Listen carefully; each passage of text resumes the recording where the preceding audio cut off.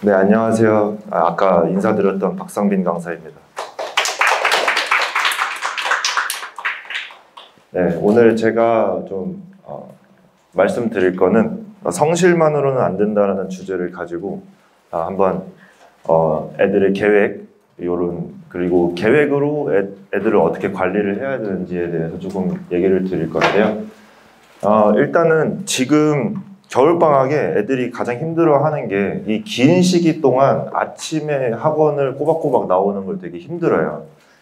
제가 고등학교든 중학교든 겨울방학에 이제 애들을 9시부터 와서 이제 수업을 하기 시작하면 조는 애들이 종종 보이는데 점점 2월에 다가갈수록 점점 조는 애들이 많아집니다.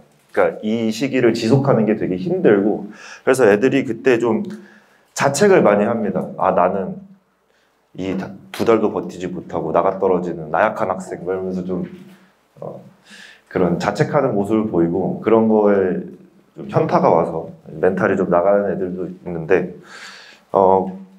이제 그런 친구들한테 해주고 싶은 얘기기도 하고, 그때 이제 어머님들이 막 이제 애들을 걱정하시면서 많은 얘기를 하세요. 저랑 이제 상담할 때 애가 가서 안 조나요? 그러면은 거짓말을 할 수는 없으니까 좁니다, 어머님. 이렇게 말씀을 드리면 하면서 이제 걱정 어린 한숨을 많이 쉬시는데, 그럴 때마다 이제 그런 얘기를 드려요. 이제 계획의 문제다. 이거는 루틴의 문제고, 그래서 그런 걸 한번 정리해서 말씀드릴 기회가 있었으면 좋겠다라고 생각을 해서 준비를 해봤습니다. 일단 성실이라는 단어가 굉장히 추상적이라는 게 저는 문제라고 생각을 합니다. 강사로서 이런 추상적인 단어를 좀 피해야 되는 이유가 애들이 빠져나갈 구멍이 좀 많아져요. 저는 성실했는데요 하면은 자기 나름대로의 성실이거든요.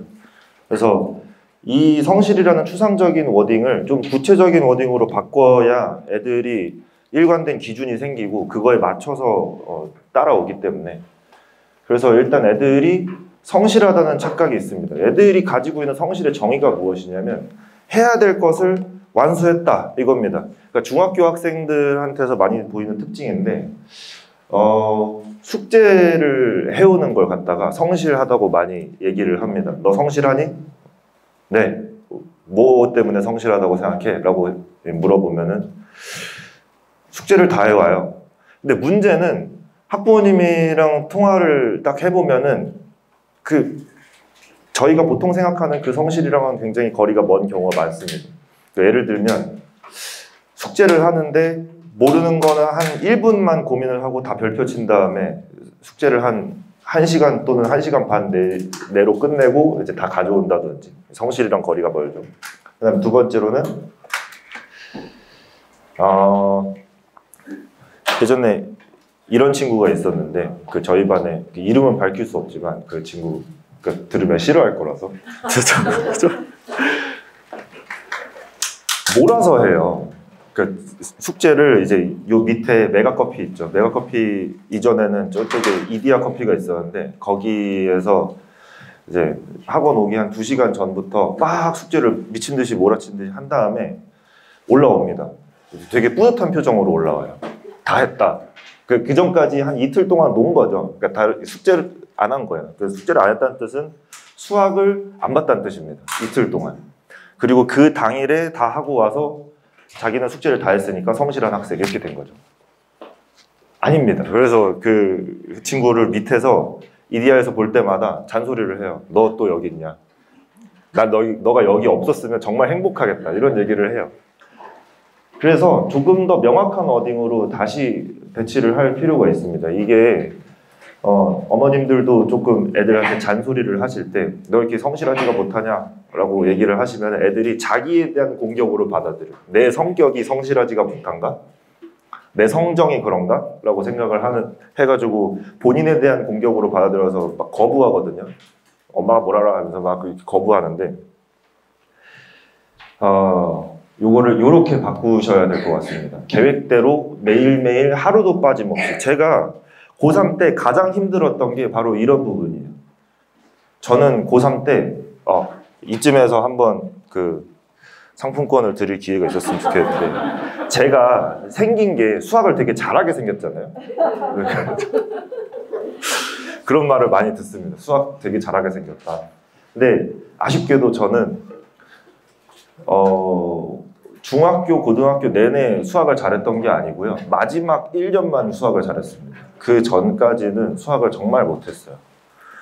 천재잖아요, 그럼. 천재라기보다는 다행이었던 건 뭐냐면 수학을 빼고 나머지 과목들은 조금 등급이 나오는 편이어서 저는 수학만 하면 되는 상황이었는데 수학만 할 용기가 안 났습니다. 일단은 저는 굉장히 게으른 편이고 그리고 벼락치기를 되게 즐기는 편이어서 근데 벼락치기를 안 되는 과목이 있더라고요. 수학이 안 됩니다. 수학이 안 돼서 그래서 수학만 등급이 안 나왔었어요. 그래서 그 전까지는 다른 걸 하고 있었습니다. 그래서 그 다른 걸로 대학을 갈 줄 알았는데 제가 원래 뭘로 이제 대학을 가려고 했었을지 맞추시는 분에게 상품권을 드리도록 하겠습니다. 손을 들고 맞춰주시면 되겠습니다. 아무거나 찍어보시면 됩니다. 네. 음악 맞습니다. 음악 맞습니다. 네. 음악에서도 뭐였을지를 맞추시면 하나 더 드리겠습니다. 네, 말씀해 주세요. 작곡 아닙니다. 피아노 맞습니다. 예. 피아노 관상인가요, 제가? 제가 원래 그 고등학교 2학년까지 입시로 재즈 피아노를 했어요. 그래서 그걸로 저는 대학을 갈 줄 알았습니다. 지금도 취미로는 하고 있는데 그때 남자애들이 좀 그렇습니다. 그 어머님들 중에 아들 키우시는 분들이 계시다면 공감을 좀 하실 텐데 애가 참 모르겠죠. 어디로 갈지. 내년 커서 뭐가 될까. 저도 제가 초등학교 6학년 때 어머님 손에 이끌려가지고 상담을 한번 받아본 적이 있어요. 이게 심리 검사였는데 얘랑 가장 비슷한 성격의 지금 대학생이 뭘 하고 있는지를 매칭시켜주는 그런 검사였어요. 근데 제가 그때 초등학교 6학년 때 제가 계산 실수를 너무 많이 해서 수학 성적이 30점이 나왔었거든요. 근데 그 검사를 했을 때 결과지가 어떻게 나왔냐면 얘랑 가장 비슷한 대학생 지금 수학과야 라고 되어 있었어요. 그래서 이게 뭐지? 정말 어이가 없었는데 그러고 한동안 그 검사지를 부정하는 삶을 살아왔습니다. 고등학교 2학년 때까지 저는 음악을 했기 때문에. 그래서 고등학교 2학년 때 마지막 모의고사가 7등급인가 나왔습니다. 제가 수학이. 그러니까 7등급이면 그러니까 8등급, 9등급보단 잘한 거 아니냐라고 생각하실지 모르겠어요. 7등급이면 펜을 잡은 애들 중에서 가장 못한 겁니다. 그러니까 그 정도였어요. 그때 어떻게 했는지 모르겠는데 이제 고3 들어가기 직전에 음악을 그만하기로 결정을 하고 이 얘기를 하면 또 3시간이 흘러가니까 그만하기로 하고 그때도 이제 공부를 해야겠다는 생각은 없었는데 대학을 가야겠다는 생각은 없었는데 어느 날 제 앞번호인 친구가 저랑 되게 비슷하게 생겼는데 그 수학을 잘하게 생겼다는 얘기입니다. 저를 보고 이렇게 쓱 지나가면서 수학 잘하게 생겼는데 왜 못하지? 라고 하면서 지나갔어요. 근데 너무 화가 나서 쟤보다 수능을 잘 봐야겠다라는 생각을 하게 됐습니다. 어차피 저에게 수시는 물 건너갔고 어차피 내신이 7등급이고 그렇기 때문에 물 건너갔고 저 친구보다 수능을 잘 봐야겠다라고 계획을 하고 드립다 수학을 풀어봤는데 센을 한 문제 푸는데 7시간이 걸리더라고요. 제가 그 자존심이 세서 일단은 해답지를 버렸어요. 버리고 물러날 데가 없다. 네.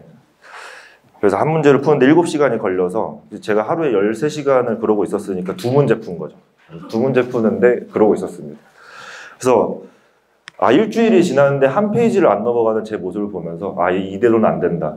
그래서 자발적으로 계획을 짜기 시작했는데 그거를 쭉 짜보니까 이게 사람이 어쩔 수 없이 밀려요. 밀리면 또 죄책감이 듭니다. 난 쓰레기야 이러면서 죄책감이 드는데 그때부터 저의 고3 때 지옥은 시작이었던 것 같아요. 계획대로 매일매일. 이게 정말 힘들거든요.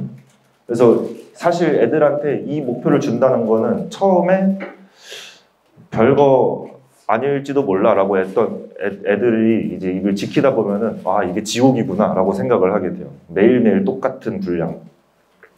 근데 사실 힘들어해도 저번보단 낫습니다. 이전의 정의보단 낫습니다. 왜냐하면 이제 의지의 영역이 아니고 루틴의 영역으로 넘어갔기 때문에 왜 안 지켜지지? 라고 생각을 했을 때 내가 문제다, 내 의지가 문제고 내 성격이 문제야 이렇게 받아들이기보다는 이 계획이 뭔가 잘못됐나? 라고 생각을 하게 되는 거죠. 계획을 수정하면 되니까요. 그래서 계획이라는 건 아시다시피 요 세 단계로 이루어지죠. 목표를 설정하고 하루의 분량을 다 쪼갠 다음에 그 다음에 해보고 피드백을 한다. 요거잖아요. 목표를 설정할 때 구체적인 언어로 설정을 해야 됩니다. 일단 저희 반 사례를 하나 이제 드리겠습니다. 이제 저희 반에 이번에 고등학교 1학년 올라가는 친구인데 이제 기말고사가 끝나서 공통수학 1을 하고 있어요. 센을 열심히 돌리고 있는데 12월 4일까지 센 공통수학 1을 3회독을 하는 게 목표가 아니고요. 목표가 뭐냐면 제가 얘기를 했습니다. 어이구. 네. 시리가 대답을 하네요. 랜덤으로 여기서 한 문제를 뽑았을 때 5분 안에 풀 수 있어야 된다. 이 책 안에서는 모르는 문제가 없어야 된다. 라고 그게 목표라고 던져줬습니다. 그러니까 만약에 1회독을 하면 그냥 쭉 풀겠죠? 그냥 1회독을 한다는 건 늘지 않습니다. 왜냐하면 내 수준이 요만큼이면 나보다 수준이 떨어지는 문제들은 다 맞을 것이고 나보다 수준이 높은 문제들은 다 틀리는 내 선이 어딘지를 명확하게 긋게 되는 그게 1회독이고 2회독 때는 모르는 거, 틀렸던 거 아니면 오래 걸렸던 걸 위주로 할 테니 그때 본격적으로 늘 텐데 그 시간이 너무 고통스러워서 애들이 많이 선생님한테 물어봐야지 하고 스킵하는 경향이 있는데 그러면은 3회독 때 힘들어집니다. 왜냐하면 3회독 때 제가 진짜로 랜덤으로 뽑아서 물어보거든요. 풀어보라고 시켜요. 그러면은 못하면 이제 3회독이 고달퍼지는 거죠. 3회독도 못하면 이제 4회독, 5회독까지 가는 건데 그렇게 해놓고 하루 분량을 설정하기 위해서 속도를 측정해야 돼요. 얘가 이제 아까도 말씀드렸다시피 성실이라는 추상적인 워딩이 가장 큰 문제점. 애들이 빠져나갈 구멍을 만들어준다 했잖아요. 속도도 마찬가지입니다. 제가 이만큼의 숙제를 내주면 애들이 이걸 어떻게 하냐라고 항변을 한 다음에 실제로 안 해옵니다. 실제로 안 해오면은 애들이 어떤 스탠스냐면 이렇게 딱 버티고 앉아서 거봐 나 못한다고 약간 이런 느낌으로 이제 줄여줘 이렇게 시위를 하기 시작해요. 그걸 방지하기 위해서 제가 보는 앞에서 속도를 측정을 합니다. 그래서 저희 반 학생 측정을 해봤습니다. 6시 9분부터 7시까지 51분간 풀려봤는데 17문제를 풀더라고요. 너 지금부터 측정할 거야 라는 얘기를 안 했습니다. 일부러. 그냥 제가 잰 겁니다. 그래서 나눠보니까 3분 동안 한 문제를 풀었다는 거죠. 그랬더니 애가 되게 배신감을 느끼는 표정으로 말해주지 그랬냐 그러면서 보고 있던데. 그래서 애를 옆에다 불러놓고 너 숙제할 수 있는 시간이 얼마나 되냐면서 월, 화, 수, 목, 금, 토일을 다 조사를 했어요. 그죠? 이 정도 나옵니다. 월요일, 금요일에는 2시간이고 화, 수, 목에는 1시간이고 토요일, 일요일에는 3시간 정도 나옵니다. 오케이. 그래가지고 이제 분량을 다 잘라준 거죠. 제가 보는 앞에서 다 잘라주고 실제로 월요일에는 3분의 1 문제니까 1시간이면 20문제거든요. 월요일에 2시간 할 수 있으니까 40문제, 화요일에는 20문제, 수요일에 20문제 이런 식으로 다 잘라준 거죠. 일요일에는 비워놨습니다. 일요일에 왜 비워놨냐면 제 경험 때문인데 이게 하루하루 다 빽빽하게 일주일 동안 다 꽉 채워 놓으면 어쩔 수 없이 밀리는 상황이 나옵니다. 애가 아프다거나 아니면 나 원래 숙제하려고 했는데 어머니가 오늘은 그 외할머니 댁에 가자고 그러신다거나 하여튼 그래가지고 별의별 그 사정이 다 생겨서 밀리는 하루가 있어요. 그걸 위해서 비워놓는 날입니다. 그래서 애들한테 얘기를 해요. 만약에 너가 일주일을 너무너무 잘 살아가지고 일요일에 밀린 게 없다. 그럼 일요일에 뭘 할까? 라고 물어보면은 막 눈치를 보다가 놀아요? 이렇게 물어봐요. 놀아? 그때 놀아라. 저는 이거 고3 애들한테도 시킵니다. 일요일에 어떻게 노냐 싶지만은 고3들은 이미 힘들어요. 일요일에도 이미 학원을 가기 때문에. 네. 그래서 요 수학 딜레이 된 게 없어서 수학을 일요일에 안 보는 것만 해도 되게 큰 선물이라고 애들이 느끼더라고요. 하여튼 이렇게 다 잘라놨습니다. 그래서 12월 4일에 이 책이 안 끝나면 넌 쓰레기야. 넌 그때 쓰레기야. 그 전까지는 내가 봐줄게. 왜냐면은 밀린 걸 처리할 날이 되게 많이 있었는데 이날엔 끝나야죠. 그죠? 그래서 이대로 시켜보면 그제서야 애들이 이런 반응이 나옵니다. 안 되는데요? 근데 분명히 저는 애들을 배려를 많이 했어요. 애들이 1시간 동안 몇 문제를 풀 수 있는지 측정을 해줬고, 그리고 그거에 맞춰서 애들이 공부할 수 있는 시간, 그리고 숙제할 수 있는 시간을 다 계산을 해서 그거에 맞게 설정을 해줬어요. 그러니까 얘가 할 수 있습니다, 분명히. 근데 안 된다는 거죠. 왜 안 되느냐? 일단 제가 말씀드린 대로 이 루틴을 매일매일 꼬박꼬박 지킨다는 건 굉장히 힘듭니다. 제가 고3 때 되게 잘 잔 편이거든요. 저는 8시간을 잤어요.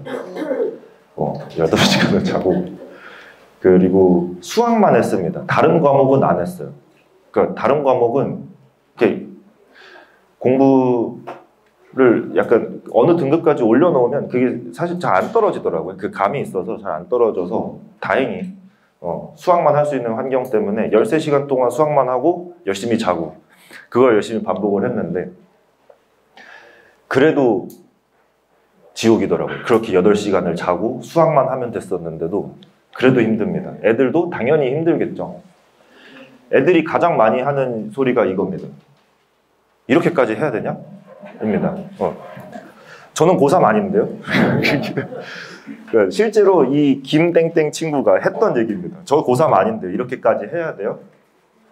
그러니까 사실 이렇게까지 얘기한다는 거는 본인이 빠져나갈 구멍이 없음을 시인하는 꼴이에요. 왜냐면은 숙제 너무 많아요.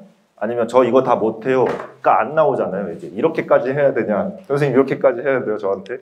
네, 요 얘기가 나온다는 거는 이제 진짜 궁지에 몰렸다 이 표현인데, 여기서 저는 애들한테 한 번 더 배려를 해줍니다. 배려를 해주는데 원인을 찾아야죠. 문제 해결을 하려면 원인을 찾아야 되는데 원인이 보통 3개입니다. 얘가 체력이 바닥이어서 이 루틴을 꼬박꼬박 지키지 못하거나, 요거 되게 여고생들한테서 많이 보이는 특징입니다. 1번 문제, 체력 문제. 저희 반에 한 학생은 그러니까 거의 모든 여고생들이 그런데 마라탕을 너무 먹어요. 속이 작살이 났습니다. 그래서 어느 날은 배 때문에 힘들어가지고 일찍 가고, 어떤 날은 배가 괜찮아서 오래 남아있고, 어떤 날은 일찍 자고, 어떤 날은 늦게 자고, 어떤 날은 친구의 남자친구랑 싸운 얘기를 들어주다가 새벽 4시에 자고, 막 이런 식으로 왔다 갔다 하니까 당연히 체력이 떨어지는데 거기다가 운동까지 싫어요. 그러니까 체육대회 뭐 하냐라고 물어보면 앉아있대요, 벤치에. 세상에.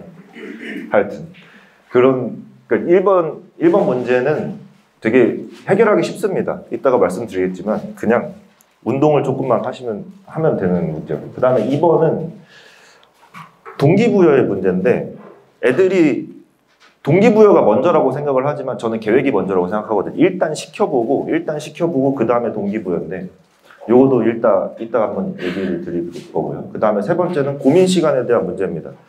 간혹 투지가 너무 센 학생들의 경우에 한 문제 걸리면 내가 이걸 못 푼다고? 라는 자존심 문제 때문에 1시간, 2시간, 7시간을 고민하다가 모든 공부 시간을 날려버리는 친구들이 있어요. 그래서 계획 못 지키는 친구들이 있습니다. 하나씩 살펴봅시다. 일단 체력은 주 3회 유산소만 하면 해결이 됩니다. 이거 유산소 많이 할 필요도 없습니다. 그냥 어머니랑 같이 산책 30분 하는 정도면 됩니다. 여자애들의 경우는. 이게 낭비라고 생각하지 않으셔도 되는 게, 관련 논문들이 엄청나게 많아요. 실제로 일본 고등학교에서 아침에 일어나서 강제로 아침 자습 시간을 빼고 강제로 구보를 시켜봤대요. 애들이 다 싫어하는데, 추운데 이제 막 시켜봤는데 하위권 학생들의 성적이 30%나 올랐다가 엄청나죠. 그 다음에 저랑 아는 후배 중에 이제 미네소타 대학교 지금 다니고 있는 유학파 학생이 있는데, 고등학교도 거기서 나왔어요. 미국에서 나왔는데 상당히 비싼 고등학교를 다녔더라고요. 그래서 그 고등학교는 뭐가 다르니 하고 물어봤더니 저는 당연히 커리큘럼 얘기가 나올 줄 알았는데 그게 아니고 학교 안에 헬스장이 있어, 이렇게 얘기를 했습니다. 그러니까 이제 미국 고등학교의 특징인 것 같은데, 그런 비싼 사립 고등학교 같은 경우에는 운동, 그러니까 피지컬과 그 학업 간의 관계가 긴밀하게 얽혀 있다라는 거를 굉장히 중요하게 여겨서 강제로 시키고 있다고 합니다. 그래서 전담 PT쌤도 있고 되게 그런 게 잘 돼 있다고 하더라고요. 그래서 실제로 거기서 학업 성적도 좋고 그렇다고 합니다. 그래서 주 3회 유산소만 한번 시켜주시면, 만약에 우리 애가 저기 누워가지고 릴스 보고 있다 그러면은 그 시간에 이제 산책이나 할래? 하면서 데리고 나가보시는 것도 좋을 것 같습니다. 그 다음에 두 번째는 동기부여인데, 이게 장황한 동기부여, 강력한 동기부여는 사실 필요가 없습니다. 그 유튜브에 그런 거 많이 있잖아요, 어머님들. 이렇게 하면은 삶이 달라집니다. 썸네일에 막 이렇게 박혀 있고, 그거 보면은. 근데 그런 자기계발 영상을 보는 게 실제로 뇌에서는 별 소용이 없다고 합니다. 동기부여가 그 순간 됐다가 그 동기부여 영상을 보는 것만으로도 뭔가 성취했다고 느끼고, 이 영상이 끝나면 아, 성취했다. 그러니까 뇌에서 그 작용 때문에 실제로는 아무것도 행동으로 잘 이어지지 않는다고 해요. 그러니까 그걸 행동으로 옮길 수 있는 사람은 되게 소수라고 합니다. 그러니까 사실 단기적인 목표 설정이 되게 중요하다는 거죠. 특히 남자애들 경우. 그 여학생들의 경우는 그냥 선생님이 하자고 하면 잘 따라오거든요. 근데 남자애들은 반골 기질이 좀 있어가지고 쌤이 뭘 알아 하면서 막 안 나오고 자기 오고 싶을 때 오고 뭐 그런 친구들이 좀 있습니다. 근데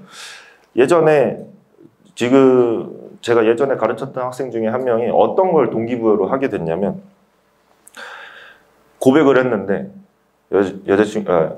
짝사랑하는 여자애한테 고백을 했는데 차인 거죠. 차인 사유가 뭐냐? 나보다 공부 못하는 남자는 싫다. 그걸로 고려대 영문과였습니다. 저도 마찬가지죠. 그 아들내미들이 다 비슷한 것 같긴 합니다. 저도 친구가 놀렸다고 갑자기 수학을 분노에 가득 차가지고 갑자기 13시간 동안 수학을 7등급에서 갑자기 그렇게 한 케이스니까 단기적인 목표 설정이 중요한 거죠. 그러니까 아무것도 하기 싫고 자기는 뭐 장래에 뭐 하기 싫다라는 친구들도 있는데 그런 애들도 계획을 쭉 잡아서, 앞에서 했던 계획처럼 쭉 잡아서 이 책만 한번 끝내보자, 이 책만 끝내보자, 그 다음에 네가 알아서 해, 이렇게 타이르면은 잘 따라옵니다. 사실 동기부여, 엄청난 동기부여, 네 꿈이 뭐냐 막 이런 동기부여는 사실 허상일 수 있다라는 거. 하다 보니까 찾아지는 거죠. 그래서 지금부터 하고 싶은 걸 찾아 얘들아 라고 얘기를 하면 애들이 보통 가져오는 게 예체능이라서 상당히 위험합니다. 위험해요. 저도 그랬던 케이스이기 때문에 너가 정말로 하고 싶은 게 뭐니? 라고 하면은 나 체대 갈래 막 이렇게 가져오기 때문에 그 나이 때는 사실 자기가 진정으로 하고 싶은 게 그런 류일 수밖에 없어요. 그래서 단기적인 목표가 중요합니다. 이걸 설득하는 건 사실 선생님의 몫이에요. 그 다음에 세 번째는 고민 시간인데, 시험 기간 때는 한 문제당 15분이고 비시험 기간에는 한 문제당 30분이 적절하다고 생각합니다. 일단 그러니까 한 번쯤 딥하게 파고드는 것도 저는 중요하다고 생각해요. 한 문제쯤은 한 3시간, 4시간, 뭐 저는 뭐 7시간까지 태워봤으니까. 중요한데 시험 기간에는 시간이 없으니까 어쩔 수 없다 이거죠. 그래서 비시험 기간에 30분으로 늘려놓은 이유는 한 교수님 말 때문인데, 그 재료공학부, 그 서울대 재료공학부 교수님이 자기 랩실에서 어떤 애는 소위 버스 타는 게 뭔 말인지 아시죠? 남의 아웃풋에 얹혀가고, 어떤 친구들은 0에서 1을 만드는, 무에서 유를 만드는 아주 유능한 친구들인데, 아니 분명히 다 학부도 서울대고 다 같은 랩실에 있는데 왜 이렇게 아웃풋이 다르지? 라고 해서 설문조사를 시켜봤대요. 그랬더니 집안이나 IQ 뭐 이런 요소에서 달라진 게 아니고 과제 집착에서 차이가 났다고 합니다. 그러니까 설문에서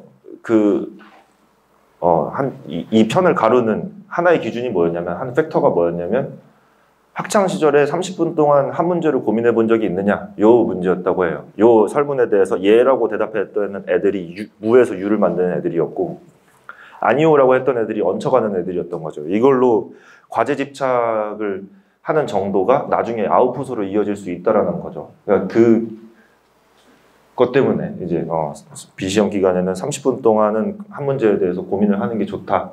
네, 7시간, 8시간, 한두 문제쯤은 그럴 수 있다고 생각하는데 그 이외에는 효율을 위해서. 네. 그래서 이대로 했는데 안 되면 그때부터, 그러니까 여기까지 해야 성실한 겁니다. 어머님들. 여기까지 안 했는데 애들이 막 굴러다닌다고 해서 너 이렇게 성실하지가 못하냐라고 하시면 안 돼요. 애들한테 잡돌이를 할 때는 계량 가능한 언어로, 구체적인 언어로 하셔야 됩니다. 너 오늘 계획한 거 가져와봐. 40문제 중에 몇 문제 했어. 이렇게 하셔야 됩니다. 네, 이렇게까지 해야 성실한 거고, 여기까지 오면은 사실 기정 3등급까지는 와요. 애들이 오기 싫어도 옵니다. 여기까지 되면. 근데 여기부터는 이제 효율과 어떤 직관의 영역이 발휘되는 거죠. 그래서 실제로 제가 문제를 하나를 가져왔습니다.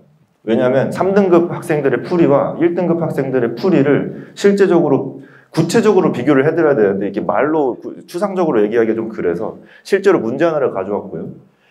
네, 함수 조금 수학 얘기라서 조금 옛날 생각에 안 좋은 추억들이 막 나실 수도 있겠지만 딱 한 문제니까요. 근데 조금만. 네. 일단은 이런 유리함수라고 합니다. 이 함수가 있고요. 이 함수가 이런 원이랑 서로 다른 4점에서 만난대요. 아, 그렇구나. 그럼 3등급 학생들은 일단 식을 너무 좋아합니다. 식을 너무 좋아해서 다 대입하려고 해요. 다 대입하려고 합니다. 그래서 3등급 학생들 어떻게 푸냐? 이 함수랑 이 원이랑 만난다는 거지. 넣어야지. 이렇게 나옵니다. 그걸 정리하면 요런, 야, 저는 애들한테 물어봅니다. 너 이거 풀고 싶냐? 저는 풀기 싫습니다. 네. 이거 1등급 학생들도 이렇게 해놓으면 정리하기 힘들어요. 네. 근데 일단은 할 수 있는 게 대입이니까 만난다고 하니까 대입해야지 하고서 한 거죠. 그럼 이제 1등급 학생들의 풀이로 한번 넘어가 봅시다. 일단은 그래프를 그리겠죠. 요런 그래프입니다. 요렇게 생겼어요. 그러니까 눈여겨보실 게 이 까만 점선이랑 요 까만 점선에 대해서 대칭이라는 겁니다. 그렇구나. 그래서 이 까만 점선이 2고요. 이 까만 점선이 3이거든요. 네, 2,3. 이 점을 중심으로 대칭이구나. 근데 하필 원이 중심이 2,3입니다. 근데 반지름을 안 줬죠. 그래서 슬슬 넓혀보다 보면은 서로 다른 4점에서 만난다고 했으니까 아직 안 만났잖아요. 그래서 반지름을 슬슬 넓혀보시면은 어우, 4번 만나네. 그죠? 그 다음에 4번 만나는 요 X좌표들을 X1, X2, X3, X4라고 하기로 했다고 하니까 하기로 해. 오케이. 그 다음에 어머님들 알아놓으시면 좋은 상식입니다. 이렇게 간격이 일정한 수가 있을 때 가운데의 2배는 양 끝의 합과 같습니다. 그죠? 그래서 이걸 갑자기 왜 얘기를 하냐면 얘네 둘의 합이 이 가운데인 2의 2배라는 거죠. 그래서 얘네 둘의 합은 4고 얘네 둘도 같은 간격이기 때문에 합이 4고 그래서 이 4개를 다 합하면 답이 8이 되더라 를 머릿속으로 합니다. 1등급들은. 네, 이게 직관이에요. 그러니까 머릿속으로 문제를 풀 수 있는 능력이 함양이 되어야 그 다음부터 2등급, 3등급 올라갈 수 있습니다. 사실 저는 2등급이라고 얘기하지 않고 1등급이라고 얘기하는데 2등급은 사실 없는 등급이라고 생각하시면 편합니다. 절벽이라고 생각하시면 편해요. 그러니까 3등급이 운 좋아서 받는 점수고 1등급이 미끄러져서 받는 점수고 2등급입니다. 그래서 실제 사례를 가져왔습니다. 이 왼쪽 게 3등급 학생의 시험지고요. 오른쪽 게 서울대 학생의 시험지인데 일단 문제가 좀 다르지만 이렇게 풀이를 해놓은 것만 한번 보시면은 뭐가 많아요. 3등급 학생들. 계산량이 일단 엄청나게 많고요. 뭘 많이 써놨습니다. 하여튼 이런 특징이 있는데 뭔가를 계산으로 다 하려는 특징이 있습니다. 근데 1등급 학생들 보시면은 계산만 여기다 해놨어요. 그러니까 암산이 빠른 게 아닙니다. 1등급 학생들이. 암산이 빠른 게 아니고 계산은 종이에다 하면 되지. 근데 머릿속에서 이런 시뮬레이션들이 일어나는 거죠. 그래서 아 여기면 되겠네, 여기면 되겠네. 그러니까 되게 머릿속에서 시뮬레이션들이 많이 일어나면서 그래서 함축적으로 중요한 정보만 딱 하고 뽑아내면 됩니다. 그래서 한번 집에 가셔서 우리 아들이 우리 딸이 어떻게 풀고 있는지 한번 쓱 보세요. 그래서 여기에 가까운지 여기에 가까운지 한번 보시기 바랍니다. 네. 그래서 성실만으로는 안 된다. 일단 성실에 대한 재정의를 해드렸고요. 계획대로 매일매일. 그럼 계획을 어떻게 해야 되는지, 애들이 어떻게 빠져나갈 구멍을 막아야 되는지, 그러고 나서 어떤 대답이 돌아오는지, 이렇게까지 했는데 안 오르는 이유는 뭐고, 그 원인들을 다 수정했는데도 불구하고 안 오르면 그때서야 성실의 문제가 아니고 직관의 문제로 넘어가게 되더라. 네, 이렇게 해서 말씀을 드렸고요. 막간을 이용해서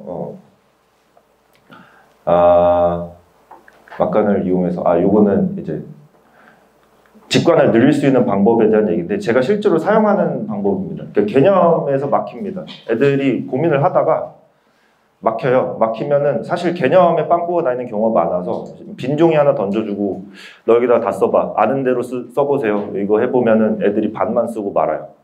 그래서 요거를 다 채워보고 그 다음에 어려운 문제를 적은 노트를 그냥 노트도 아니어도 돼요. 그냥 손등에 써도 됩니다. 그거를 하루 왼종일 갖고 다니면서 심심할 때마다 보는 거죠.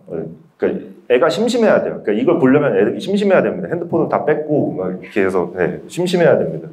그래야 이제 하루에 15분씩 그러니까 거의 나중에는 문제를 외울 지경이더라고요. 이렇게 들고 다니면 한 자리에 오래 앉아서 7시간 고민하는 건 의미가 없습니다.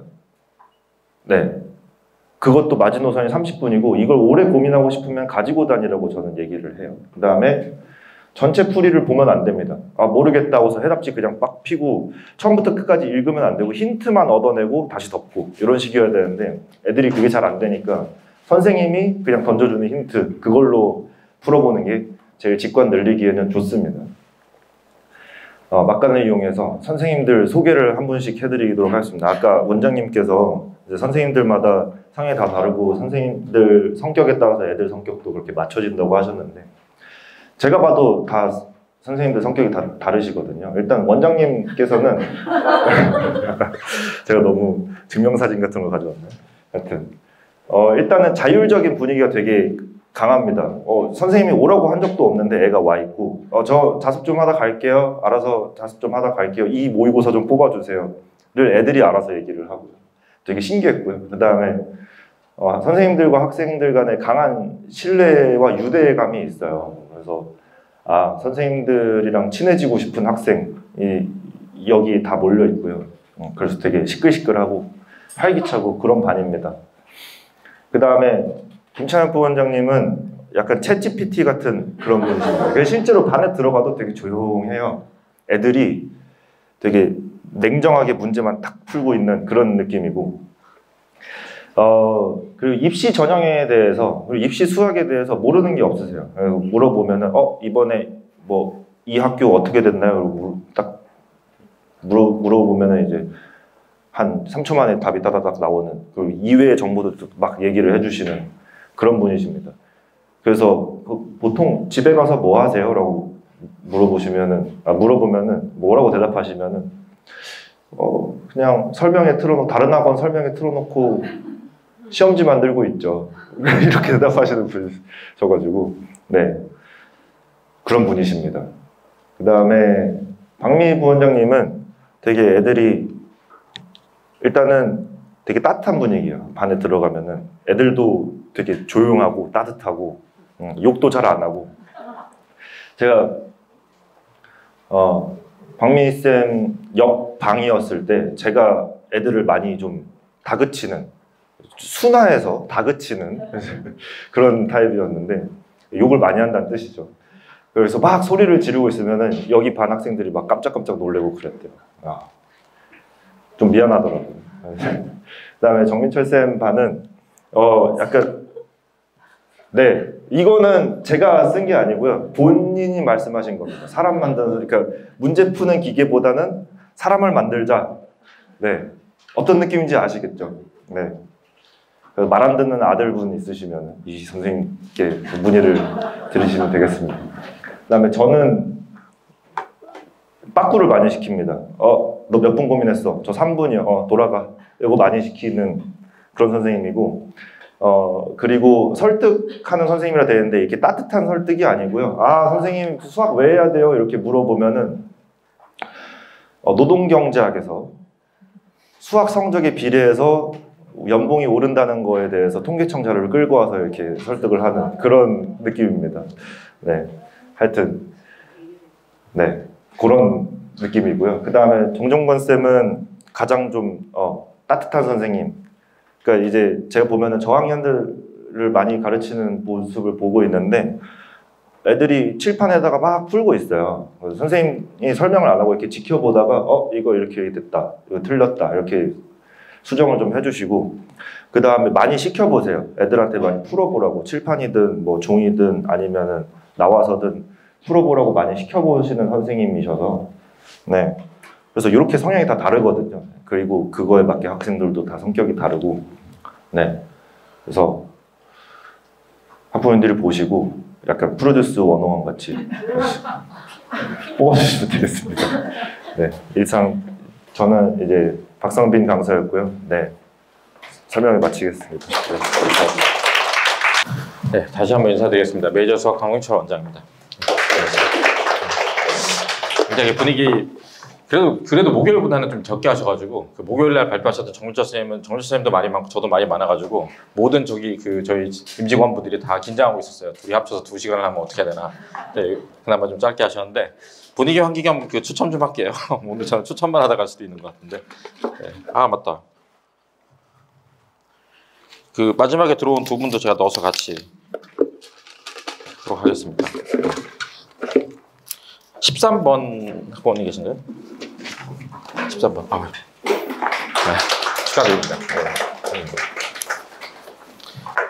한 번 더 뽑을게요. 그리고 마지막에 제가 3만원짜리 뽑겠습니다. 네.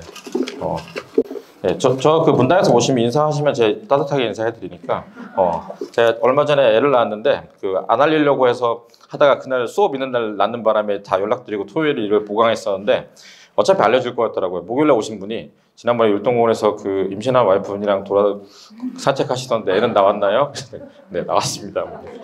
27번, 마지막에 들어오신 분. 감사합니다. 딸이냐고요? 네, 이걸 퀴즈로 할 걸 그랬나요? 네. 저 어릴 때 저 초등학교 때인가? 국민학교 때 꿈이 그거였어요. 남들은 뭐 과학자, 대통령인데 저 어릴 때 꿈이 딸을 키우는 삶을 살자였어요. 딸을 키우면서 살자. 그래서 나중에 그래서 엄마가 그 딸을 키우고 결혼하려면 공부를 잘해야 된다 그래가지고 속아가지고 공부를 시작했는데 결혼도 되게 늦게 했죠. 그리고 딸을 이제 오면말랑 바랬는데 아들이죠. 인간이 살고 싶은 대로 바라는 대로 이루어지지 않습니다. 원래는 이제 목표가 결혼하면 딸을 넷을 낳아야지였는데 처음엔 70% 딸이라 그래가지고 그래서 저희 막 동생이 막 축하 선물도 주고 그랬어요. 그러더니 이제 마지막 주에 갔더니 뭐가 보이네요. 그러더니 아들이고요. 네, 아들 낳아서 지금 한 달 키웠는데 어제도 제가 이제 안고 있다 재웠죠. 저랑 성질이 비슷한지 되게 악을 쓰고 울어요. 그래서 네, 이번 생에 이제 애를 더 낳으면 안 되겠구나라는 생각이 들었고, 제가 목요일날도 말씀드렸는데 제가 이제 오랫동안 애들 가르쳐 왔잖아요. 20몇 년 동안 가르쳐 왔는데 제가 이제 나서 인 건 처음이잖아요. 참 대단들 하세요. 정말 아이를 키우는 학부모님들 다 응원합니다. 네. 제가 갑자기 이 얘기 왜 했지? 연말결산이라서 그러니까 아무튼 편하게 식사하시고 이제 하면 이제 기특한 설명을 드리겠는데, 제가 이제 뭐 요새는 너무 정신이 없어가지고 그렇긴 하지만 1년 동안 돌아봤더니 수능도 받고 그 다음에 이제 중1 시험도 보고 이제 이렇게 했는데 몇 가지 좀 기억나는 장면이 있으면 말씀을 드리면, 저희가 이제 중1뿐만 아니라 이제 중등의 시험 볼 때 수행평가를 보잖아요. 그죠? 그런 거를 이제 각 반에서 개별 선생님들이 이제 개인기로 다 해서 맞춰서 해주셨는데, 이번 연도에는 이제 애들이 공지를 해오면 전담 선생님이 맡아서 그 자리에서 만들어가지고 이제 그 시험을 풀렸었거든요. 이게 왜냐면, 미리 나오지 않아요. 내정중일 이번에 수행평가 같은 경우 미리 나와서 저희가 만들어 놨는데 어제 봤는데 목요일날 수정 공지가 나왔어요.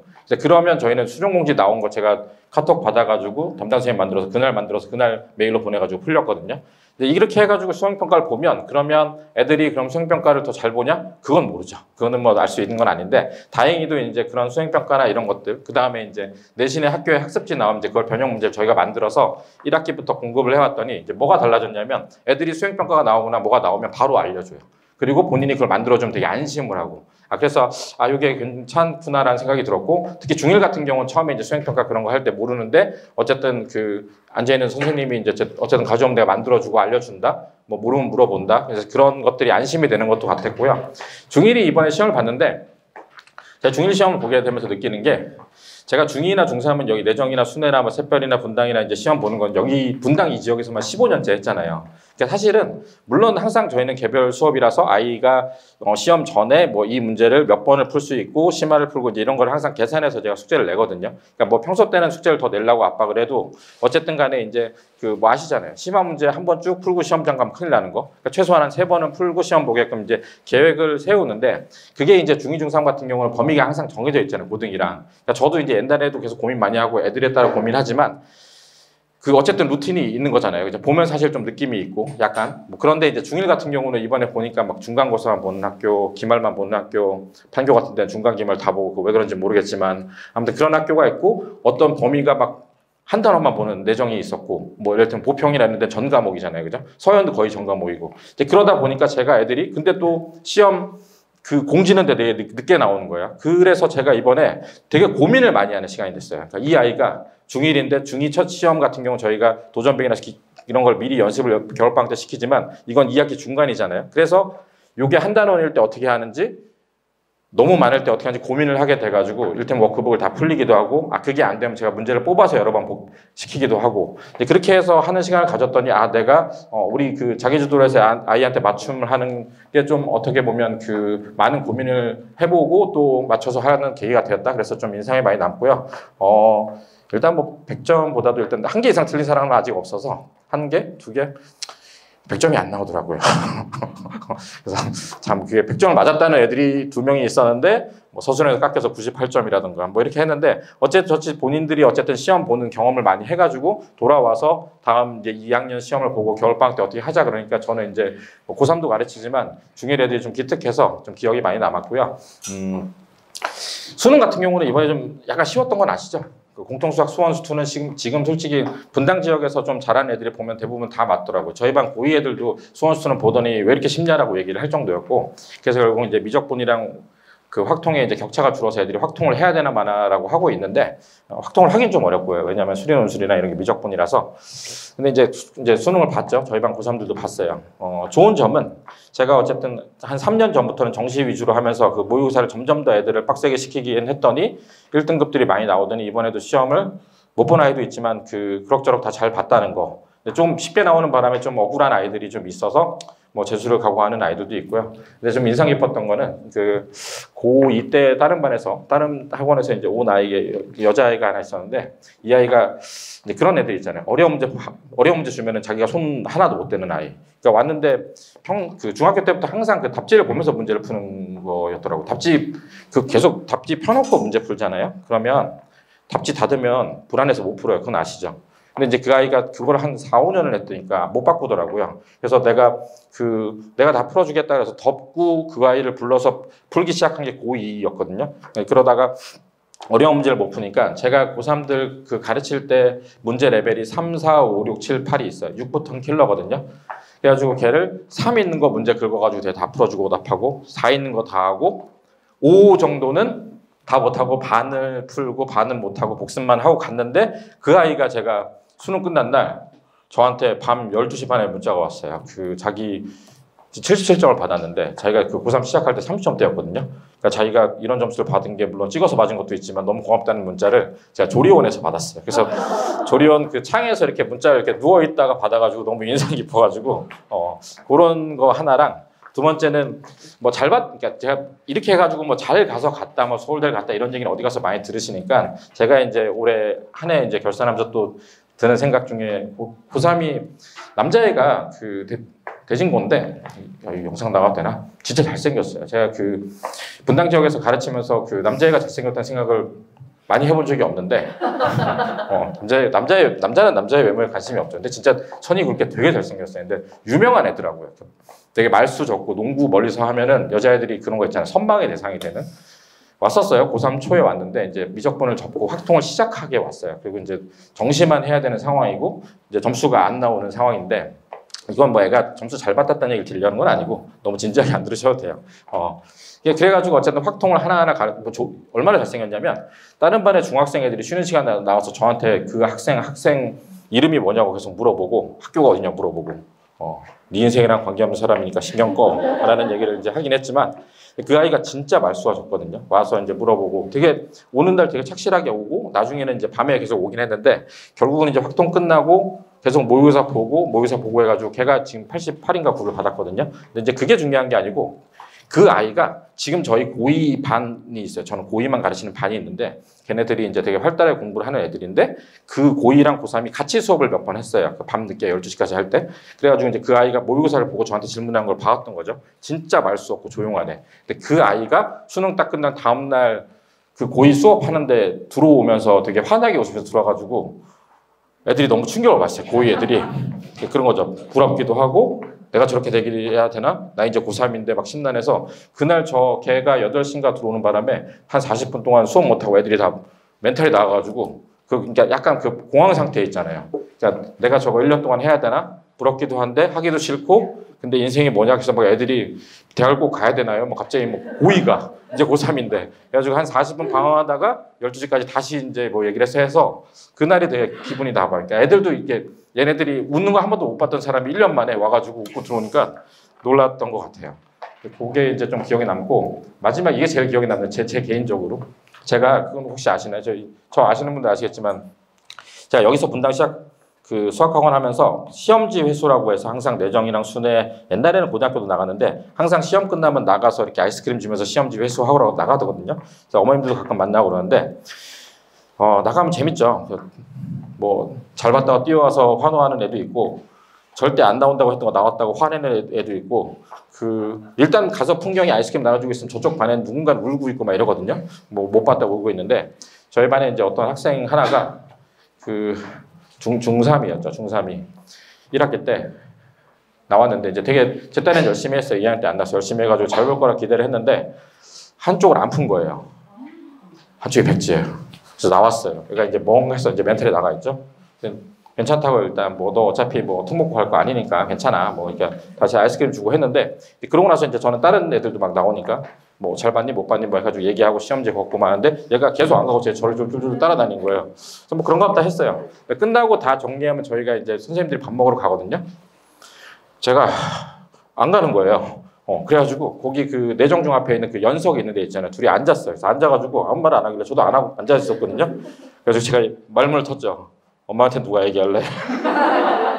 너 지금 전화할래? 내가 아까 그래가지고 한 40분 동안 앉아 있었어요. 그러니까 처음에 말 없이 앉아 있다가 엄마한테 전화를 제가 했어요. 전화 드리고 그러고 나서 이제 이따 보내겠습니다. 또 앉아서 있다가 그래서 어떻게 할래라고 해서 그럼 너 중3 시험은 어차피 이번 텀 망한 거니까 그냥 중3 말고 고등과를 하자. 그래서 너 매일 나와서 월수금은 고등수학하고 화목은 수원하자 해서 그 뒤로 주 5일 계속 나왔거든요. 더 웃긴 거는 그렇게 해서 열심히 나와서 하는 건 좋아요. 그리고 3학년 2학기 이번 시험이잖아요. 제가 그렇게 얘기했거든요. 너 어차피 3-1 때 다 말아먹었는데 3-2는 빵점 맞춰라. 괜찮다. 괜찮아. 아무것도 안 해도 된다고 얘기했는데 자기가 꼭 해야 되겠다고 마지막에 일주일 하더니 2학기 중간이랑 기말 점수가 1학기 점수보다 훨씬 높아요.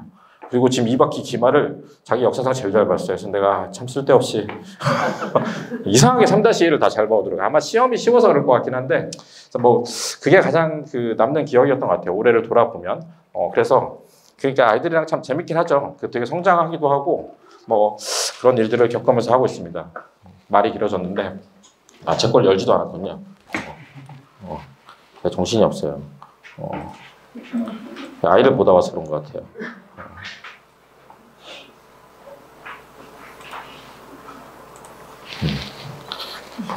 원래 악을 쓰면서 우는 게 정상인가요? 그래요?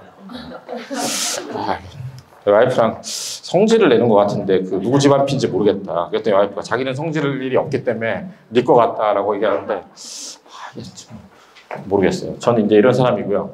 MBTI 얘기 아까 하셨나요? 박상민 선생님이? 지난번에 목요일에 MBTI 얘기를 했었는데 아이들이 저를 안 믿긴 하지만 저는 그 99년도에 쟀을 때 ENFP였고 지금 ESFP거든요. 그러니까 뭐 MBTI 모르실 수도 있는데 이렇게 생각하시면 돼요.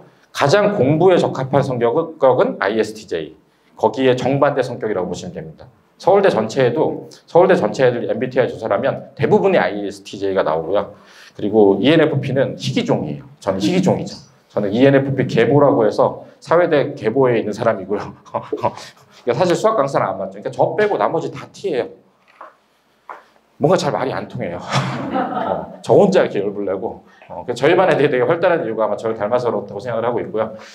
이 방학특강 얘기를 드리는데 강의식 설명드리기 전에 그냥 이 방학특강 많이 설명 들으셨고 알 텐데 제가 하는 건 그거예요. 그러니까 이게 주 3회를 하던 거를 이때 계획을 세워서 하던 주 5회를 하던 매진했을 때 어떤 효과가 있냐라고 하시는데 이게 학교 갈 때 숙제 많이 못 하잖아요. 근데 그걸 매일 와가지고 숙제를 그걸 하면 진짜 양이 한 두세 배가 되거든요. 근데 그거를 좀 힘들더라도 방학을 하고 나면 제일 효과가 좋은 건 뭐냐면요. 뭐 진도를 끝냈다, 숙제를 많이 했다 보다 본인 스스로가 주 5일을 해서 2달을 공부를 하고 나잖아요. 그럼 그 다음번에 공부를 할 때 훨씬 수월해요. 앉아있는 게. 앉아있는 게 편하고 뭐 이게 하는 게 당연한 것 같고 내가 해봤더니 이게 괜찮으면 다음 방학에도 해야 될 것 같고 그래서 이제 우리 학원이 항상 제가 겨울방학 얘기할 때 뒤에 강의식 특강도 있지만 어쨌든 계획을 세워서 주 5일이든 9 to 6든 같이 고생을 하자는 얘기를 하는 이유가 그게 가장 아이들이 계속 달라지는 요인이 되기도 했었고 그래서 저희 학원 되게 특이하게 방학 때만 연락 와서 이 주 5일이랑 9 to 6 하는 학부모님들이 되게 많아요. 저희 반 같은 경우도 방학 때 되면은 이쯤 되면 연락 와가지고 자리 언제 넣을 테니까 이번 방학 때는 실력 정석 한번 돌려주세요. 뭐 이런 게 되게 많은 이유가 그게 매진해서 돌리기 제일 좋은 때라 뭐 이게 저희 학원뿐만 아니라 어디 가서도 아마 겨울방학이 제일 중요하잖아요. 그래서 그런 것들 때문에 제가 말씀드리는 건데 저희는 이제 일단 강의식 특강 전에는 어쨌든 개별로 맞춰서 하잖아요. 보통은 제가 일반적으로는 주 5회를 하면 그냥 쭉 주 5회를 진도를 빼야 돼서 달리는 경우도 있어요. 진도를 계속 빼서 달리면 아이가 숙제를 좀 한다는 전제 하에는 중등 같은 경우는 한 열흘에서 열하루면 한 챕터가 끝나거든요. 개념을 세니 진도상 그래요. 물론 이제 숙제를 안 하고 이제 늘어지면 그렇지만 만약 여기 와서 계속 붙어 있으면 일단은 어쨌든 끝나긴 하거든요. 대신에 이제 그렇게 빨리 끝나면 열심히 했다는 기억이 남고 잘 까먹으니까 복습이 필요하긴 한데 고등 같은 경우도 한 달 안에 끝나긴 하거든요. 이제 근데 제가 추천하는 거는 보통 추천할 때 그 어머니 말씀드린 거는 분리해서 하기를 항상 말씀드려요. 월수금은 심화하면 화목의 진도 나가는 거 이렇게 분리를 하면 학원을 2개 오는 것처럼 그 진도도 나가고 심화가 되거든요. 그래서 계획을 저희가 이제 그 12월 달, 1월 달에 들어가기 전에 이제 학부모님들 전화하거나 아이들이랑 계획을 세우는데 그 로드맵 같은 경우를 이제 세울 때 그걸 논의를 하시면 되고요. 제가 이제, 선생님들은 이제 되게 그 뭐랄까, 아이들의 자율성을 해가지고 이제 아이들이랑 잘 짜는데 저는 지금 예비고일 로드맵 짤 때도 전 그냥 제가 짜요. 이렇게 하기로 했어. 그리고 제가 다 짠 다음에 들이밀어요. 네가 읽어보고 불만 있으면 얘기하고 만약 이거보다 더 빡세게 할 거면 얘기해라고 얘기하면 보통 거기보다 더 빡세게 할 수는 없거든요. 그러면 이제 얘기를 해요. 사인해. 엄마한테 보낼게. 근데 되게 웃긴 게 그런 종이를 해서 사인을 해놓으면요. 아이가 거기에 맞춰서 해야 된다는 게 되게 강해지거든요. 그래가지고 제가 그 얘기는 해요. 부드럽게 얘기는 해요. 너 지금 요거 하니까 방학 때는 요거 하고 요거 심하고 이렇게 할게. 네 하죠. 그럼 제가 이제 쭈르륵 짜오고 들이밀면 보통은 자기가 생각한 것보다 빡세긴 하거든요. 뭐 조종은 중간에 할 수 있다는 얘기를 하지만 보통 조종은 잘 안 하니까 제가 그래서 이제 그렇게 해서 방학들을 많이 보내는 이제 계획표는 이따 보여드리면 좋을 것 같고요. 보통 이제 9 to 6라고 해서 저희 아침 9시부터 10시까지 같이 하는 거랑 같이 하기도 해요. 9 to 6는 만약에 하겠다고 하시면 아이랑 합의 잘 하셔서 큰 맘 먹고 하시면 좋아요. 네. 초등학생은 좀 힘들 것 같고 보통 중1들도 좀 힘들지 않을까? 근데 9 to 6를 하면 진짜 공부량이 많아지긴 하거든요. 많아지긴 하는데 보통 중간에 막 애들이 울거나 학원 안 오겠다 하는 경우가 있으니까 그런 건 좀 조심하시고 보통 9 to 6를 하게 되면 집에 가서 저녁 먹고는 공부를 안 할 경향이 있어요. 나는 오늘 할 일을 다 했다. 주말에도 놀라 그러죠. 그래서 저는 9 to 6를 하고 주 5일을 오는 애들 같은 경우는 예를 들어서 중학생이 고등 수학을 하고 있으면 월화수목은 고등 수학을 하고 금요일까지 주말 숙제는 보통 이제 9 to 6 열심히 하면 안 된다고 얘기는 하지만 사실은 저는 이제 중등 거 뭐 예를 들어 미다실이나 이거 센 같은 거를 그냥 복습하는 걸 좀 내기도 해요. 가볍게. 뭐 사실은 그냥 주말에도 공부를 하라는 얘기긴 한데 그렇게 해서 아까 말씀드린 이 패턴이 제일 좋고요. 만약에 주 3일 나오더라도 방학은 숙제를 좀 많이 하시면 좋아요. 그러니까 이게 2달이잖아요. 되게 길거든요. 저 1월 10일부터 이제 하는 건데 각 담임이랑 상의를 해야 되겠지만 저 같은 경우는 예를 들면 3-1이 조금 덜 돼 있어도 3-1 심화하면서 고등수학을 꼭 나가긴 하거든요. 이 기회가 아니면 사실 나갈 수가 없어요. 왜냐면 이게 그 중등 시험 다 보시면 아시겠지만 중등도 시험 다가오면 한 5주에서 한 달 반은 어쨌든 시험 때문에 다 날아가잖아요. 끝나면 수행평가하고 애들 좀 놀고 다시 기말하면 다 날아가거든요. 학기가 다 날아가기 때문에 이게 진짜로 빡세게 할 거는 방학밖에 없고 여름방학보다 이게 메인이잖아요. 그죠? 여기서 많이 해놓으면 여름방학 가서 야 여름방학 짧으니까 더 빡세게 해야겠지가 좀 먹히기도 하고요. 고등학생 같은 경우긴 한데 그래서 그걸 좀 아시면 좋을 것 같고요. 제가 강의식 특강 하나 설명드릴게요.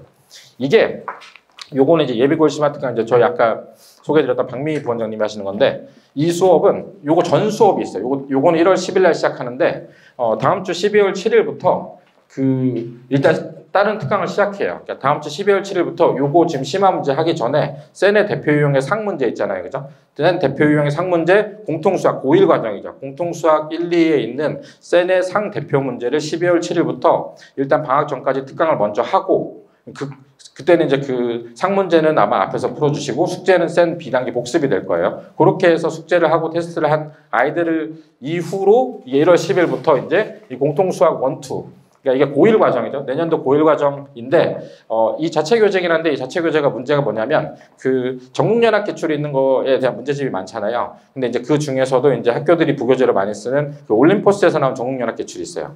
약간 EBS에서 나와서 이제 문제수가 조금 자기보다 작은 그 올림포스 전국연합 기출로서 수업은 아마 거기에 나오는 1등급 문제를 수업을 하고 복습을 시키고 숙제는 올림포스 그 앞에 한 단원을 다 푸는. 그러니까 이제 이 아이가 오면은 예를 들면 올림포스 1단원을 풀고 오면 거기 있는 오답이랑 수업 시간에 1등급을 풀어주고 그다음 그걸 복습을 숙제를 또 내고 2단원을 같이 나가고 시험 테스트도 아마 그걸 복습을 보고. 그러니까 결국은 이 수업은 내년도 고1 그 학교에서 가장 많이 쓰는 부교재 문제 나오는 것들에 대한 심화 문제를 앞에서 풀어주고 나머지는 계속 복습시키는 이런 수업이 될 거기 때문에 중3 예비 고1들이 많이 됐는데 만약에 이제 중2나 중1인데 예비 고1 그 고등수학을 했는데 심화 문제를 혼자 푸는 걸 좀 힘들어한다 그러면 이제 이걸 좀 들으시면 좋을 것 같아요.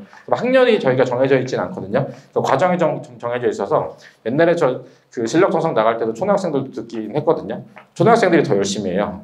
그냥 엄마가 한 문제 한 문제 푸는 걸 다 보기 때문이죠. 오답도 그렇고. 그래서 이제 그렇게 하는 수업이 되겠고요.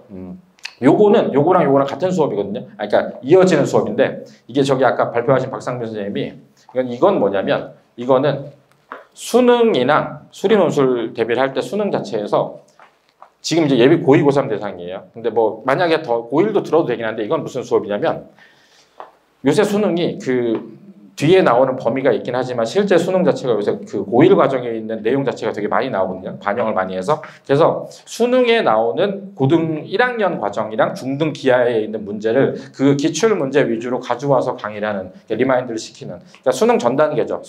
본격적으로 수능하는 거는 여기서 시작을 하고 화목, 그러니까 월수금에 이제 이거는 수원수 개념 학습을 하는데 그 전 단계에 이제 1학년 과정이랑 중등 기하 과정에서 수능에 모의고사 출제된 걸 가져와서 아이들이 그 중학교에서 고등학교 갈 때 꼭 알아야 되는 모의고사 문제를 추출해서 아마 시험을 볼 거예요. 그 수업을 하고 거기에 대한 복습을 하고 테스트를 하는 수업이 될 거고요. 화목이. 그 화목 수업을 듣는 아이들이 월수금에는 잘못 돌아갔죠? 월수금에는 이제 요거는 그렇게 생각하시면 돼요. 이거는 중등이 듣긴 좀 빡셀 수도 있는데 만약에 이제 잘 돼 있는데 이런 게 부족한 아이들이 있으면 돼요. 요거는 RPM이랑 정석에 나오는 것 중에서 그 개념 있는 거를 증명을 다 해주고, 그러니까 보통 요새 수리논술 많이 가잖아요, 정시랑. 정시의 킬러 문제랑 수리논술을 하려면 사실 그 정석이나 이런 문제에 실제적인 개념을 다 빈종이에 쓰고 증명하는 수업들을 많이 하거든요, 수리논술에서. 그래서 그걸 이제 대비하고, 그 다음에 이제 아이들이 수능 보기 전에 어쨌든 개념을 정확하게 다 외우는 게 중요하잖아요. 그러니까 여기 수원수투에 있는 거를 정석이나 이런 거에서 가장 중요한 개념이랑 증명 같은 걸 하나하나 다 하고, 테스트는 그거를 다 외워서 백지 테스트를 보는. 그러니까 이게 박상민 쌤이 이제 이 예비 고2나 고3이 이제 대상이긴 한데 뭐 좀 저항이 들을 수도 있지만, 이제 월수금에는 이제 이런 수능 개념을 다 알려주고 이제 학기 중에 나가가지고는 이제 문제를 풀려고 하는 이제 이런 수업을 계획을 했으니까 혹시 관심 있으신 문의를 하시면 좋을 것 같고요. 요거는 그 목요일에 발표했던 정민철 선생님 수업인데, 이거는 강의식 수업, 원래 정민철 선생님이 고1 반 이어오던 게 계속 이어지는 수업이고요. 이 수업이 방학 때는 되게 빡세요.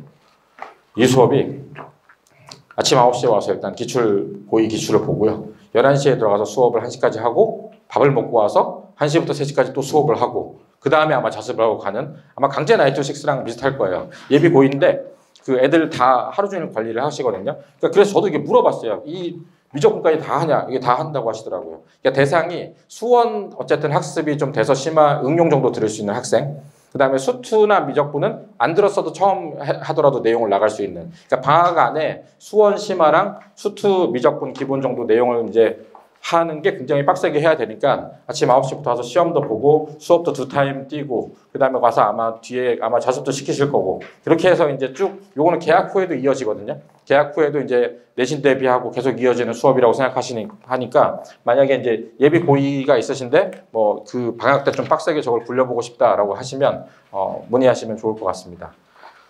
점점 더 진지해지고 있죠. 이건 제가 하는 거예요. 제가 하는 게 이게 예비 고2랑 고3인데, 이거는 제가 지금 몇 년째 하고 있는 수업이에요. 지금 고2, 고3은 전 강의식으로 이어서 가고 있고요. 물론 고2, 고3 중에서 강의식이 안 맞으면 자기 개별 주도로 하는 애들도 있어요. 그러니까 지금 저 예비 고3 올라가는 애가 저희 반에 한 11명 정도 되는데, 근데 지금 실질적으로 강의식 수업으로 듣는 애들은 한 3명, 4명밖에 없거든요. 그러니까 각자 또 필요한 니즈가 있어가지고. 근데 이제 이거는 어떤 수업이냐면, 이걸 듣기 위해서 해야 될 게 있어요. 그러니까 애들이 수원을 옛날에 했어도 까먹었겠죠, 그죠? 당연히 까먹겠죠, 그죠? 지수가 뭐 옛날에 셀을 2번 봤어도 로그 보면은 되게 새로울 거예요, 그죠?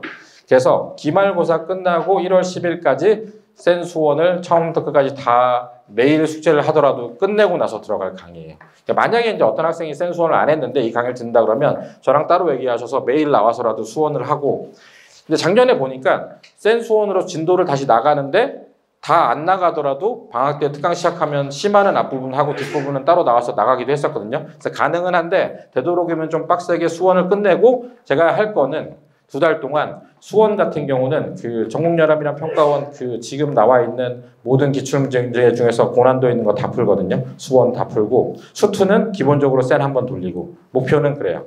근데 아마 더 할 수도 있어요. 제가 지난 여름방학 때 고2 애들 해봤더니 수투가 진짜로 킬러 문제가 많아서 다 풀고 미적분 나가는 게 불가능할 줄 알았는데, 아이들이 좀 그 의욕이 올라오니까 수투 심화 다 하고 미적분도 진도 나가서 지금 예비고3 올라간 애들은 미적분도 자기랑 웬만큼 다 했거든요.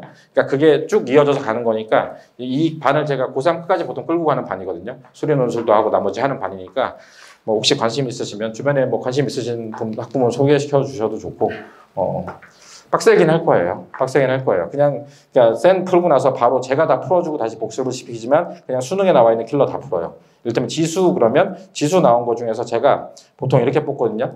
한 30에서 40문제 정도 뽑는데, 그냥 최근 기출부터 40문제 될 때까지 킬러 아까 얘기했잖아요. 6, 7, 8 있잖아요. 거기 뽑아서 문제 선별해서 풀거든요. 그래서 요렇게 해가지고 제가 수원수를 끝낸 다음에 고3을 가면 미적분 말고 수원수는 지난 20년간 킬러 문제 다 모아서 풀리고 그 다음 사설 들어가거든요. 사설을 하면 사설 모의고사나 아니면 엔제라고 해서 이제 고3들 푸는 게 있어요.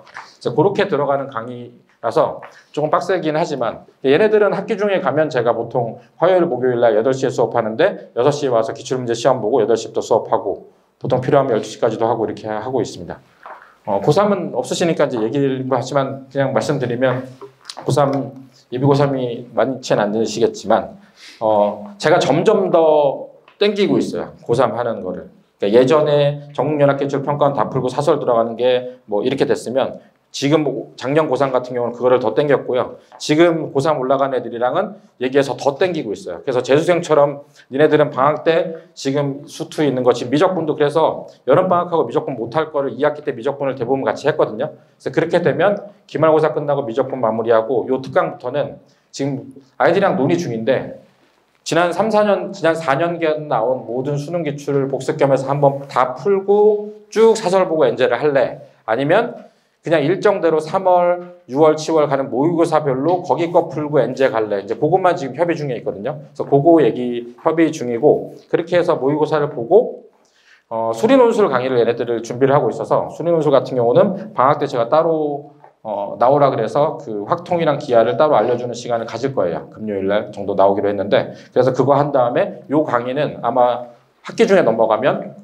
아이들에 따라서 다른데 화목 밤 10시에 할 수도 있고 아니면 둘 중에 하루만 할 수도 있고 토요일 날 아침에 아마 9시에 수련호술 강의로 들어가서 정시까지. 그러니까 제가 저를 지켜보고 계시면 제가 어쨌든 이 점점 더 고3 지금 분당 자체가 전부 정시로 가고 있잖아요. 그래서 이걸 점점 더 제가 강화하고 있거든요. 그렇게 해가지고 아예 그냥 고등에 가서 내신해서 정시 가는 그 프로그램을 만들려고 제가 계속 아이들에 맞춰가지고 얘기를 하는 거고, 이게 되게 웃긴 게 점점 더 빨라지고 애들이 빨라진 이유가 고2가 있잖아요. 저희 반 고3을 봐요. 저렇게 하니까 1등급이 나오네요. 그럼 우린 좀 더 빨리 하면 되잖아요. 이렇게 얘기해서 점점 더 빨라지고 있는 거예요. 할 것도 더 많아지고. 물론 이제 그게 아이가 의욕이 없으면 저는 그렇게까지 못하겠는데요. 될 수도 있지만 그거는 이제 저랑 이제 잘 협의해야 될 문제고, 어쨌든 제가 그 대학을 잘 보내야 될 애들이 많기 때문에 어떻게든 밀어 넣어야 되기 때문에 아무튼 내년에 아마 최선을 다해서 그 살아볼 생각입니다. 제가 수련노술 강의하고 하면 진짜 힘들거든요. 옛날에 자소서 쓴다고 진짜 힘들었는데 없어져서 좋다고 했는데 뭐 아무튼 내년에. 그렇지만 이제 학부모님들 오해하시는데 저는 고3만 가르치는 거 아니냐. 이제 저희 반에 초등학교 5학년도 있습니다. 5학년, 6학년도 있으면 전 5학년 수업할 때는 만면에 웃음을 띠진 않지만 5학년 수업 같은 경우는 노트 그날 가져온 채점 다 한 거 중에서 오답해야 되는 거를 그 자리에서 옆에 잘 안 되잖아요. 그러면 그 다음 노트에 제가 오답해야 되는 거를 제가 볼펜으로 다 써주고 그 시켜요. 그래서 제 얘기는 학년별로 해야 되는 게 다르잖아요. 그래서 아무튼 너무 고3, 고2만 가르친다고 오해 안 하셨으면 좋겠어서. 네, 그렇습니다. 아까 말씀드렸던 이제 이 개별 맞춤으로 하는 게 저희가 계획이 필요하잖아요. 그죠? 그래서 이런 계획을 세우고요. 이게 이제 2024년 여름방학 때 한 건데 7, 8월이 이제 1월, 2월이 되겠죠. 제가 추천드리는 건 보통 진도가 아직 느리면 진도를 최대한으로 빼는 거고요. 만약 빼고 나서 가고 있으면 월수금 심화, 화목 뭐 현행, 그러니까 화목 현행 신앱, 그게 더 나을 수도 있어요. 화목에 그 했던 거 심화하고 월수금은 진도를 빼는, 이렇게 돼서 나눠서 이제 계획을 세우면 요게 이제 아까 과정 자체가 한 2개, 테스트 볼 거 계획을 세우면 이렇게 들어가거든요. 요게 하루가 하나라고 생각하시면 돼요. 하루에 하나씩 이제 하는 거고요. 하루에 하나 못하면 이제 밀리겠죠. 제일 안 좋은 케이스가 일주일 지나서 저희가 일주일 딱 끝나면 이제 한 대까지 해가지고 어머님 보내드리거든요. 일주일 딱 됐는데 요까지 가야 되잖아요. 그죠? 여기만 하는 경우가 있어요. 놀러 가기도 하고 그렇지만, 그럼 이제 계획을 전면 수정해서 바꾸는 경우도 있어요. 뭐 되도록이면 계획을 세우려고 하고, 요게 완수된 거고 요게 하는 중. 그래서 요거를 일주일마다 한 번씩 보내드리니까 이게 되게 웃긴 게 말로 하는 거랑 달리 텍스트로 써가지고 사인하고 그날 보내준 걸 하면 아이들도 이게 되게 지켜야 될 거라고 생각해가지고 노력하는 경우가 많거든요. 그래서 계획을 세우는 게 꼭 지키는 게 문제가 아니라 어쨌든 그거를 그림을 그려놓고 따라가고 수정을 하더라도 해야 방학이 어쨌든 알차게 뭘 하게 되기 때문에 이런 계획을 세워서 저희가 보내드린다는 거 말씀드리고 싶고요. 9to6는 알파간 4강의실에서 주는데 요거는 아이들이 씁니다. 아이들이 자기가 요때 뭐 공부했고 뭐 상중하에서 내가 잘했고 못했고를 써요. 아시죠? 애들한테 쓰라 그러면 대부분 자기가 상인 거 너무 열심히 한 거죠. 그죠? 그래서 뭐 이게 되게 웃겨요. 근데 아무튼 근데 되게 신기한 거는 본인이 이렇게 써가면서 내가 얼마큼 했다 다음에 어떻게 한다 이제 계획을 세우는 연습도 되니까 그렇게 해서 공부를 좀 9to6도 시킨다는 점인데, 이게 좀 이제 애들이 제일 싫어하는 점이죠. 다른 과목 하고 싶은데 수학 숙제 다 하고 시험 보고 오답한 거 담임한테 사인 받아야 딴 거 하게 해주거든요. 그래서 영어 학원들에서 참 불만이 많은데 영어 학원을 고려해주긴 제가 좀 너무 일단 저는 수학부터 시키고 생각을 하니까 그래서 항상 저는 그 숙제 나온 거 그날 시험 본 거 오답한 거 다 끝내고 사인 받으면 다른 과목 하긴 합니다. 다른 과목 하고 싶으면 네가 빨리 열심히 해야 된다 이런 얘기를 하는데, 애들이 이제 다 하면 집에 가야 되는데 어떻게 해요라는 얘기를 하는데 제가 잘 조절해 보도록 하겠습니다. 네. 옛날엔 여기서 했었고요. 요새는 저쪽 1강의실에서 할 것 같고. 네. 거의 다 끝났는데, 광고죠. 잠깐 간단히 말씀드리고, 이 설명회 12월 달에 좀 있거든요. 이거 제가 하는 설명회예요. 12월 11일. 이게 어떤 설명회를 할 거냐면요. 제가 PPT를 다 써놨는데, 아이들에 따라서 이제 그게 다르잖아요. 아이들에 따라서 뭐가 다르냐면, 성향이 좀 다르죠. 한 번에 잘 받아들이는 아이. 한 번 처음 나갈 때 되게 힘든 아이. 빨리 나가는데 빨리 까먹는 아이. 뭐 이런 아이들이 있잖아요. 자기가 심화 푸는 건 힘들어하는데 그냥 그것만 풀면 되게 잘 푸는 아이. 심화도 그냥 술술술 푸는데 금방 까먹는 여러 가지 서열이 있잖아요. 그래서 학생들의 성향 자체를 분리하고, 예를 들면 학생 성향을 분리했어요. 그럼 그 학생에 따라서 선행 진도 나간 게 있잖아요. 그 중등 시험 점수가 있죠. 그러니까 예를 들어서 중등 시험도 100점이고 선행도 잘 나왔고 아이도 잘 하고 있으면 뭐 어느 학교를 가서 어떻게 하면 된다. 뭐 이렇게 되는 건데 예를 들어서 선행은 잘했는데 중등 시험을 못 본다. 그럼 그 문제가 있는 거잖아요, 그죠? 그럼 그건 어떻게 할 건지. 내가 중등 시험을 잘 보는데 아직 진도가 안 나왔고 심화 문제 푸는 게 힘들어. 그럼 어떻게 할 건지. 이렇게 맞춰가지고 설명을 하고 그날은 어머님들 질문 많이 하면 제가 아는 한에서 많은 사례를 가지고 얘기를 드릴 생각이에요. 그래서 그런 설명회가 있으니까 신청은 뭐 항상 저희 뭐 학원으로 전화 주셔도 되고 저기 그 가다가 데스크에 신청하셔도 되고 이런 설명회가 있고요. 요거는 저희 정정호 쌤이 일단 이게 제일 중요한 것 같아요. 학습 노하우를 전수하는 제가 PPT를 좀 같이 만들면서 봤는데 학습 노하우 전수하는 거를 중점적으로 말씀드릴 거예요. 예를 들어서 오답이라고 하는 게 답을 정확하게 맞춘 것만 오답이 아니라 예를 들어서 똑같이 문제를 맞췄어도 사실은 이 정도 풀이로 간결하게 끝나야 되는 거 아까 그 박상민 쌤 보셨죠? 계산 다 하는 그거 하니까 생각나네. 근데 그 계산을 끈질기게 하는 거 있잖아요. 계산을 아까 그냥 딱 이렇게 직관적으로 푸는 거 말고 계산 있잖아요. 그거 처음에 풀 때 하는 거는 저는 되게 좋아해요. 근성이 있는 거잖아요. 그냥 별표 쳐온 게 아니라 저희 반에 6학년이 지금 저기서 자습하고 있는데 제가 좀 전에 시험지 뽑아주고 왔거든요. 1 더하기 x 더하기 x 제곱 더하기 뭐 이렇게 1 더하기 x 더하기 1 더하기 2x 더하기 3x 제곱 더하기 뭐 이런 10승까지 이렇게 곱하는 게 있었어요. 양쪽에. 그럼 이게 10번이가 곱해야 되죠. 그죠? 그럼 그거 푸는 방법이 따로 있잖아요. 초등학교 6학년이 집에서 2시간 동안 그 10번을 곱해왔어요. 개수가 37만 420 뭐 이렇게 개수를 하는데 그걸 곱하고 왔어요. 저 아이스크림 줬어요. 너 이렇게 하는 건 아닌데 진짜 근성이 있잖아요. 멋있지 않아요? 그러니까 그걸 제가 안 나올 것 같은데도 하고 온 게 어쨌든 그 아이가 이게 아닌 거란 느낌이 있었겠지만 자기는 이걸로 어쨌든 답을 냈다는 걸 하고 싶었던 거거든요. 그런 아이들이 나중에 공부 못하지 않아요.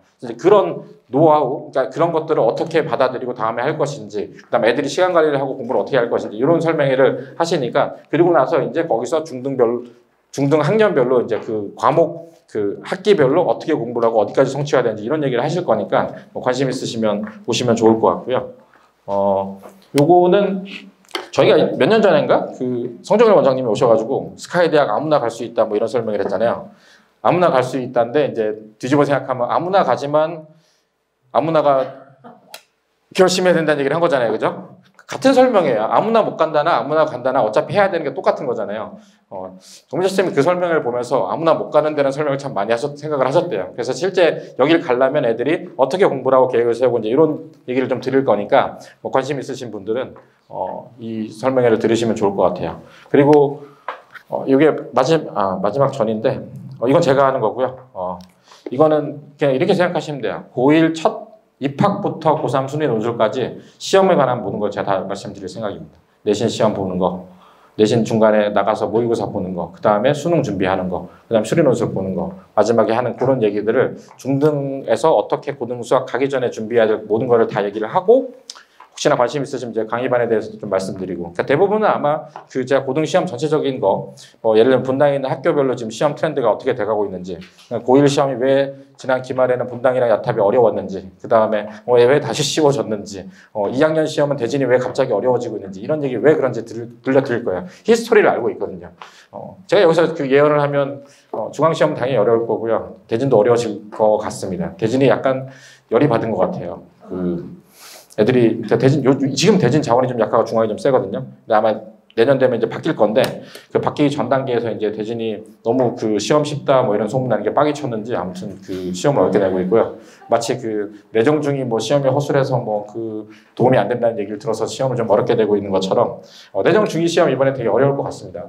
지금 총 매진해서 지금 내신 준비를 하고 있는데 선생님이 이렇게 얘기했대요. 시험이 쉽게 나나요? 그래 얘기했더니 시험이 뭐라고 얘기하셨더라? 쉬울 리가 없지 않아? 라고 얘기를 하셨대요. 그러면 어렵다는 얘기겠죠? 단원 자체도 어려워요. 닮음이랑 경우의 수 확률 아무튼 그래서 시험 제가 끝까지 최선을 다해서 보도록 하고요. 요건 아까 박상민 쌤이 애들 대상이에요. 애들 대상으로 애들이 하도 수학 왜 하냐 그러니까 동기부여할 겸 여기서 이제 아침에 아이스크림 주면서 하는 건데 비재원 생학부모님도 학생 그냥 보내주시면 저희 아이스크림 주고 잘 듣게 하니까 보내주시면 좋을 것 같습니다. 여기까지가 제 설명이고요. 소식은 이렇고요. 이때보다 제가 10kg 쪘어요. 이 옷이 아마 올해가 마지막이지 않을까 싶네요. 네. 아무튼 여기까지 하고 제가 마지막 그 3만 원짜리 한번 보겠습니다. 뭐 그날에 안 되더라도 마지막에 뽑힌 게 제일 좋은 거죠? 또 오셨나요? 네. 제가 갖다 드리도록 하겠습니다. 22번 학부모님. 축하드립니다. 아버님이 감사합니다. 괜찮습니다. 네. 네. 그리고 저희 그 참석하신 분 중에 최장 재원생 학부모님은 오셨는데 아까 저랑 인사도 했는데 저희 반 학부모님인데 지금 가셨다고 하네요. 하성우 학생인데요. 제가 연락드려서 배송해 드리도록 하겠습니다. 성우랑 아마 밤 12시에 끝나니까 같이 타고 가서 들어가면 될 것 같아요. 네. 네, 아무튼 오늘 그 추운데 토요일부터 아침부터 먼 길 오느라 먼 길인지 아닌지 모르겠지만 아무튼 너무 감사드리고, 네, 그 혹시 그 끝나면 그 각 반에 그 상담하시려면 반별 간담회가 있거든요. 반별 간담회 자리는 이렇게 돼 있거든요. 지금 여기가 여기 있고 각 반 있으니까 써 있으니까 가시면 그 선생님들이 질문도 받아주시고 뭐 하니까 거기 가서 상담을 좀 하시면 좋고요. 비재원생이시거나 저희 반 학부모님 여기 남아주시면 제가 얘기를 하고 인사드리겠습니다. 아무튼 오시느라 고생 많으셨습니다. 감사합니다.